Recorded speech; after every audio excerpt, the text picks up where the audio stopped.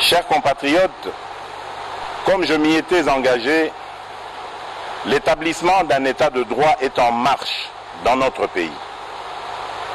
Le citoyen congolais a retrouvé la pleine jouissance de ses libertés fondamentales, de manifester, de résider dans son pays, de ne pas être arrêté pour des raisons politiques.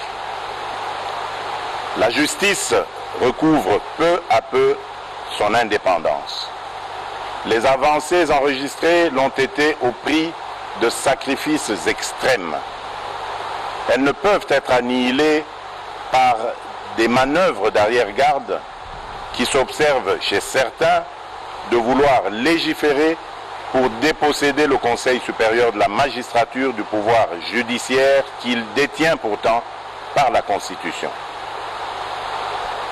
Point n'est besoin de vous rappeler que la justice élève une nation. La justice est pour un état de droit ce que le sang est pour le corps humain.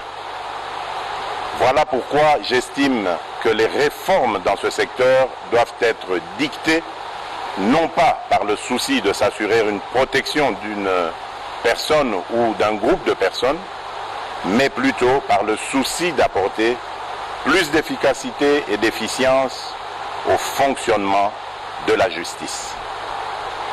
En considération de ces éléments, je n'accepterai sous aucun prétexte des réformes dans ce secteur qui, par leur nature et contenu, viendraient porter atteinte à des principes fondamentaux régissant la justice telle que prévue dans notre Constitution, notamment l'indépendance du pouvoir judiciaire, du pouvoir législatif et du pouvoir exécutif, le pouvoir régalien de nomination des magistrats, la gestion du pouvoir judiciaire confiée au Conseil supérieur de la magistrature et bien d'autres.